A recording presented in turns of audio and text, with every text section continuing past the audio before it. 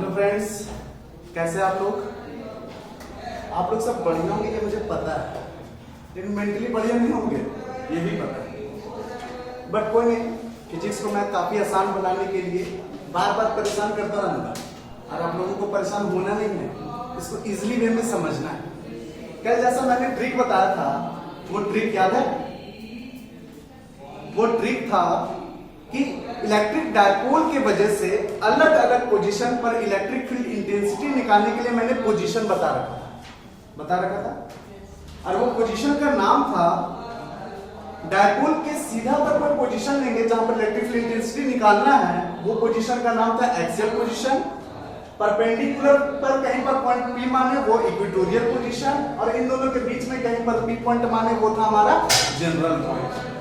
3 position का नाम है और तुमको याद रखना है अच्छी तरह से। अब एग्जाम में क्वेश्चन पूछेगा कैसे और हमको डील कैसे करना है ये एक्सप्रेशन को, वो देखेंगे हम लोग। ओके, तो सबसे पहला एक्सप्रेशन जो है फिगर में डालता हूं, क्योंकि मैंने जो 4 स्टेप बताकर रखा ट्रिक वाला कि how to remember an expression.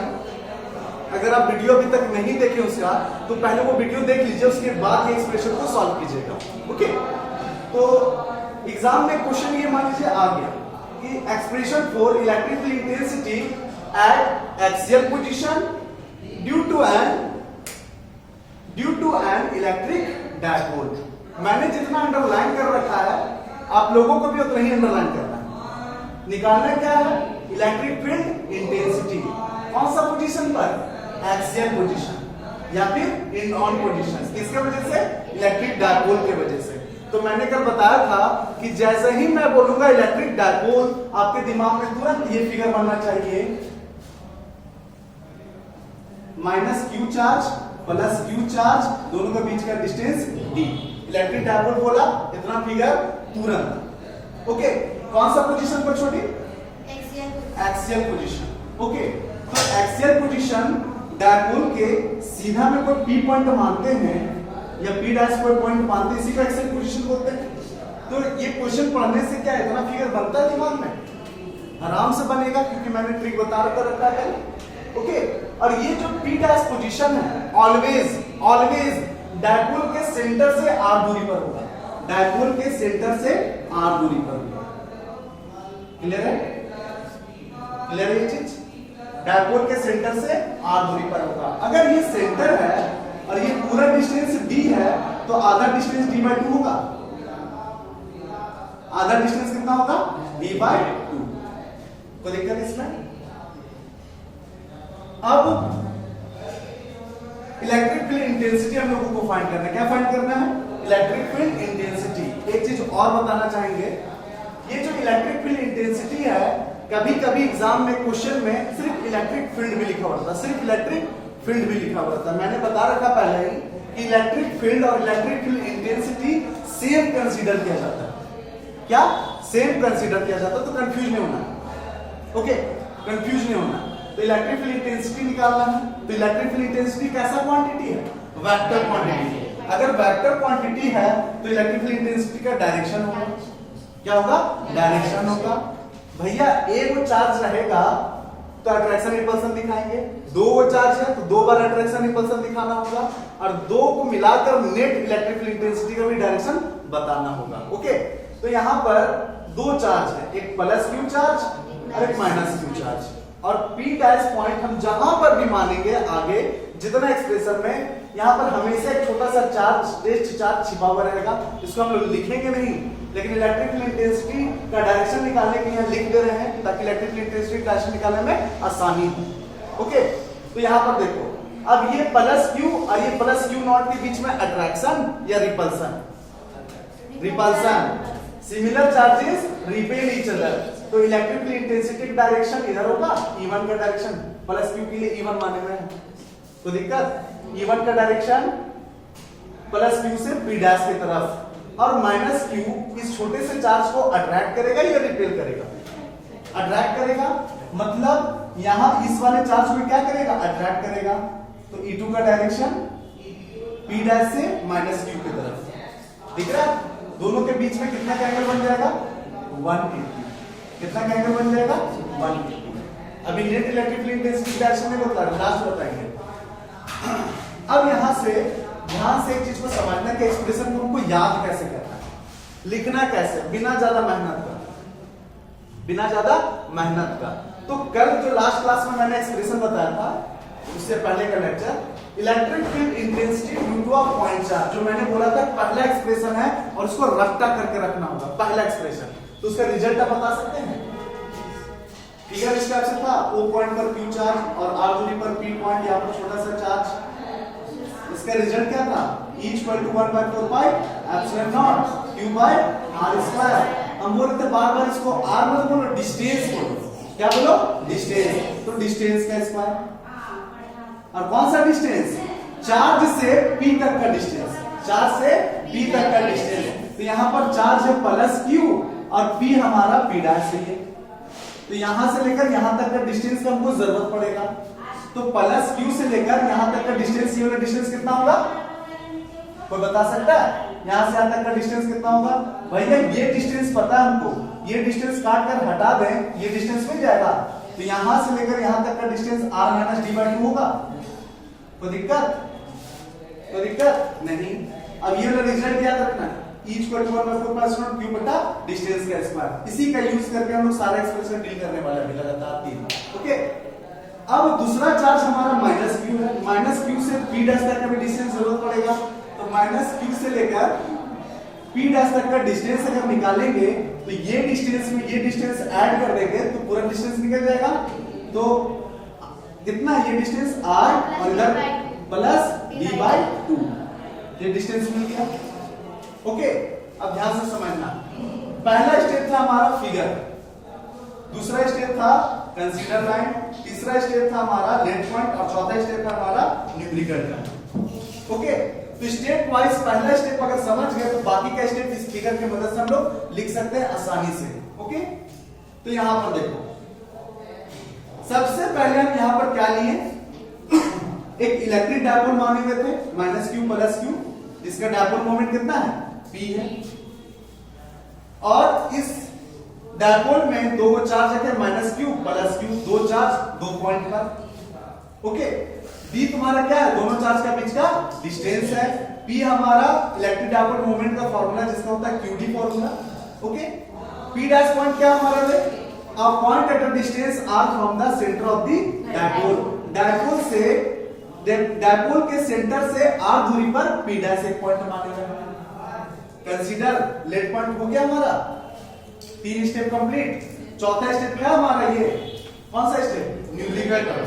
तो न्यूमेरिकल टर्म हम क्या लिखेंगे? निकालना क्या हम लोगों को? Electric field intensity.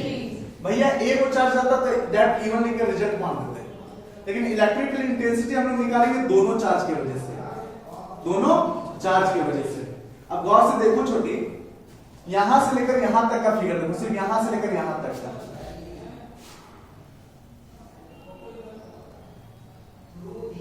इन्हें लग रहा है electric field intensity due to a point charge वाला, इतना फिगर अगर देखें तो सिर्फ, तो electric field intensity due to a point charge का रिजल्ट क्या था? 1/4 पाई एप्सिलॉन और Q बटा डिस्टेंस का स्क्वायर, Q बाय डिस्टेंस का स्क्वायर। तो प्लस Q की वजह से, प्लस Q चार्ज की वजह से electric field intensity at point P dash due to plus Q charge is given as, तो प्लस Q चार्ज की वजह से हम लोग यहां E1 मान लिए। ओके, और E1 का वैल्यू होता है 1/4 पाई एप्सिलॉन नॉट Q बटा डिस्टेंस का स्क्वायर। तो प्लस Q से लेकर डिस्टेंस कितना माने में क्या निकाले मैंने? कितना? r minus d/2। तो r माइनस d/2 का स्क्वायर, डिस्टेंस का स्क्वायर। उसी तरह से electric field intensity minus Q के लिए निकालेंगे, E2 equal to 1/4 pi epsilon not Q बटा डिस्टेंस का स्क्वायर। तो माइनस Q से लेकर P डैश तक का डिस्टेंस कितना माने में? r plus d/2। दिख रहा है? r प्लस d/2 का स्क्वायर। E1 मिल गया, E2 मिल गया, E1 मिल गया, E2 मिल गया, दोनों को जोड़ दो आंसर, दोनों को जोड़ दो आंसर। लेकिन जोड़ने के लिए भैया इलेक्ट्रिक फील्ड इंटेंसिटी हमारा कैसा क्वांटिटी है? Vector quantity. कैसा क्वांटिटी है? Vector quantity. तो वेक्टर क्वांटिटी है तो वेक्टर सम करना होगा। तो नेट इलेक्ट्रिक फील्ड इंटेंसिटी निकाल रहे हैं हम लोग, नेट इलेक्ट्रिक फील्ड इंटेंसिटी निकाल रहे हैं हम लोग P डैश पर E नेट बराबर vector E1 plus vector E2। तो वेक्टर सम का फार्मूला पता है आप लोगों को? पता है क्या होता है? Root under E1 square plus दो वेक्टर को जोड़ने का फॉर्मूला था root under A square plus B square plus 2ab cos theta. तो यहाँ वेक्टर a और b के जगह में e1 और e2 है, तो vector e1 square plus e2 square plus 2e1 e2 cos theta होगा। तो cos थीटा के जगह में इन दोनों के बीच का एंगल हम लोग लिखते हैं, तो e1 और e2 के बीच का एंगल कितना है 180 डिग्री। कितना 180 डिग्री। और cos 180 का वैल्यू था -1, कितना होता है -1। तो वो -1 बाहर निकाल के रख देंगे, यहाँ पर रख दिए। क्या मिल रहा है दिख रहा है a square plus b square plus 2ab दिख रहा है, प्लस नहीं minus a square plus b square minus 2ab, a minus b का होल स्क्वायर लग रहा है, लग रहा है a माइनस b का होल स्क्वायर लग रहा है।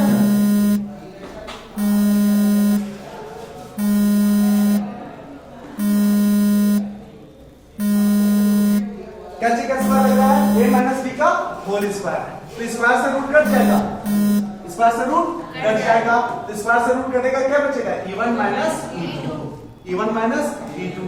तो बहुत सारे टीचर क्या करते हैं e नेट के बाद डायरेक्ट e1 माइनस e2 लिखते हैं।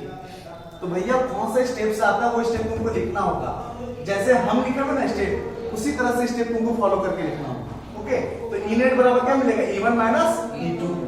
e1 की जगह पर वैल्यू ये पुट करते हैं, कर दिया पुट, e2 की जगह पर ये वैल्यू पुट करते हैं, कर दिया पुट। कोई दिक्कत इधर नहीं लिख लिया, इधर नहीं लिखना है। तो e1 और e2 का वैल्यू पुट किया, अब जो कॉमन आ रहा है उसको बाहर निकालते हैं। तो 1/4 कॉमन आ रहा है, क्यों कॉमन आ रहा है, आ रहा है कॉमन। देखो इसको काम पढ़ के बाहर किए 1/4 क्यों, यहां बच गया 1/r - d का whole square minus 1/r + d/2 का होल स्क्वायर। ये दो टर्म बचा। अब यहां से तुमको थोड़ा मैथ संभालना होगा। क्या संभालना होगा, मैथ। तो कैसे संभालेंगे मैथ, कॉमन सेंस। जब भी इस तरह से दो एलसीएम के फॉर्म में रहे, मतलब फ्रैक्शन के फॉर्म में रहे टर्म, तो तुम्हारा दिमाग का काम करेगा, दोनों का एलसीएम लेते हैं, इससे इसे डिवाइड करते हैं, तब लेके चलते हैं। एक शॉर्टकट हम बताते हैं, क्रॉस मल्टीप्लिकेशन। इसको यहां ले जाके गुना करो, इसको यहां ले जाके गुना करो, इसको यहां ले जाके गुना करो, इसको यहां ले जाके गुना करो, और इन दोनों को आपस में गुना करो। करते हैं ये। उसी तरह से इसको यहां ले जाके गुना किए r + d/2 का होल स्क्वायर, इसको यहां ले जाके गुना किए माइनस ये r - d/2 का होल स्क्वायर। क्रॉस मल्टीप्लिकेशन कर दिए और इन दोनों को आपस में गुना किए। तो इन दोनों को आपस में गुना करेंगे तो देख तो a - b का होल स्क्वायर r - d/2 का होल स्क्वायर इनटू इन दोनों का आपस में गुना कर रहे हैं r + d/2 का होल स्क्वायर। अरे स्क्वायर स्क्वायर पूरा होल लगा दे दोनों में, कोई दिक्कत है। अब लग रहा है a - b का a - b into a + b, a square - b square होगा, अरे बाहर वाला स्क्वायर। तो इन दोनों को आपस में जब गुना करेंगे तो r स्क्वायर - d स्क्वायर 4 होगा, साथ में स्क्वायर भी लगेगा इन दोनों को आपस में गुना करने के बाद। इधर क्रॉस मल्टीप्लिकेशन किए होते हैं, वो हो गया। अब देख यहां पर गौर से, अब यहां पर जो टर्म है यहां एक फार्मूला यूज किए हुए हैं, और वो फार्मूला कॉपी के ऊपर में लिखना है, कॉपी के ऊपर में। देख यहां पर ध्यान से, a + b का whole square minus a - b का होल स्क्वायर, a + b का whole square minus a - b का होल स्क्वायर। डायरेक्ट हम 4ab लिख सकते हैं। देखो 4ab लिखे हुए हैं, तो पहले इसको देखो आता कैसे 4ab, a square + b square + 2ab, ये माइनस बाहर है, इसका a square + b square minus 2ab होता है। अब ये माइनस को अंदर घुसाएंगे तो a square + b square + 2ab, ये माइनस अंदर करेंगे तो -a square - b square minus minus plus 2ab, ये कट जाएगा प्लस माइनस में, तो 2ab कितना हो जाएगा 4ab। तो a + b का whole square minus a - b का होल स्क्वायर डायरेक्ट हम लिख सकते हैं 4ab। क्या लिख सकते हैं 4ab। गौर से देखो यहां पर a + b का whole square minus a - b का होल स्क्वायर, डायरेक्ट इसके बदले में लिख सकते हैं 4ab। a के जगह में r, b के जगह में d/2। 2 से 4 को काटेंगे कितना बचेगा रे, 2 बचेगा, 2rd। अब इसको ब्रैकेट फ्री हम लोग कर सकते हैं, क्या कर सकते हैं ब्रैकेट फ्री। तो 2rd को q के साथ गुना करके सरिया कर लिख दे थोड़ा सा, तो 2 और qd को एक साथ रखे हुए हैं, r को बाद में रखे हैं। ये qd को एक साथ इसलिए रखे हुए हैं, ये किसी का फार्मूला है, किसका किसका? इलेक्ट्रिक डायपोल मोमेंट का। P बराबर QD होता है, तो इसके बदले में हम क्या लिखेंगे? P लिखते हैं। क्या लिख रहे हैं? P। यहाँ पर रिजल्ट मिल गया, E equal to 1/4 2PR divide by R square minus D square by 4 का होल स्क्वायर। एग्जाम में आएगा तो यहीं तक रिजल्ट लिखना है। एग्जाम में आए तो रिजल्ट यहीं तक लिखना है। अब है स्पेशल केस। कौन सा case? Special case. Special case तुमको ध्यान में रखना है क्या बोल रहा है। आगे स्पेशल केस मदद करेगा, बहुत अच्छी तरह से इसको ध्यान में रखना होगा।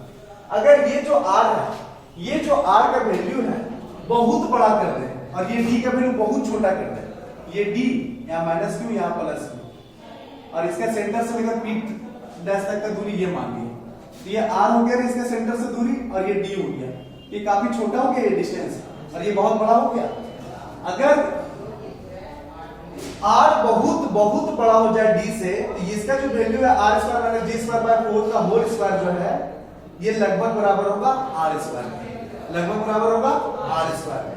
तो इसके बदले में हम R स्क्वायर पुट करेंगे, इसके बदले में R स्क्वायर, अब ऊपर में स्क्वायर, तो स्क्वायर स्क्वायर मिलकर कितना हो जाएगा? R का पावर 4, तो E का वैल्यू हो जाएगा 1/4 2PR डिवाइड बाय R का पावर 4। एक बार से एक बार कट जाएगा तो 3 बार बचेगा R क्यूब, तो 2P by R cube result है special case. 2P by R cube result है स्पेशल केस का, ध्यान में रखना है इसको। इसका यूज करेंगे हम जनरल पॉइंट का जो एक्सप्रेशन है ना उसमें यूज करेंगे, इसमें जनरल पॉइंट का एक्सप्रेशन है उसमें यूज करेंगे। अब गौर से देखो छोटी, माइनस क्यू से प्लस क्यू तरफ का डायरेक्शन होता है P करें, माइनस क्यू से प्लस क्यू का डायरेक्शन P का, कल बताया था इलेक्ट्रिक डायपोल मोमेंट का डायरेक्शन, और यहां पर E1 E2 का डायरेक्शन दिखा दिया, लेकिन E net finally electrical intensity का डायरेक्शन किधर होगा? फाइनली इलेक्ट्रिकल इंटेंसिटी का डायरेक्शन किधर होगा? गौर से समझना। ये मार्कर को हम इधर भी देख रहे हैं, इधर, और ये इधर भी देख रहे हैं, ठीक है? इधर भी फोर्स लगा, इधर भी फोर्स लगा, तो मेरा राइट हैंड ज्यादा फोर्स लगा रहा है इसके मुकाबले, तो किधर मूव कर रहा है? इधर मूव कर रहा है। अब गौर से देखना, ये प्लस क्यू नजदीक में है, उतना ही चार्ज ये माइनस क्यू है, ये थोड़ा दूर में है, तो ये ज्यादा फोर्स के साथ रिपल्सन करेगा और ये थोड़ा कम फोर्स के साथ अट्रैक्शन करेगा, मतलब फाइनली E का डायरेक्शन किधर होगा? राइट साइड में। तो P और E का डायरेक्शन कैसा होगा? सेम होगा, सेम होगा। तो at the axial position the direction of dipole moment P and electric intensity E are same, दोनों का डायरेक्शन कैसा होगा? सेम। ठीक है, ये एक्सप्रेशन आप लोगों को समझ में आ गया होगा अच्छी तरह से। अगर ठीक से ना समझ में आए तो वीडियो को फिर से चला कर देखिए, पक्का समझ में आ जाएगा। बहुत आसान है, ऐसा क्वेश्चन एग्जाम में 5 नंबर में पूछा जाता है। ओके फ्रेंड्स, तो फ्रेंड्स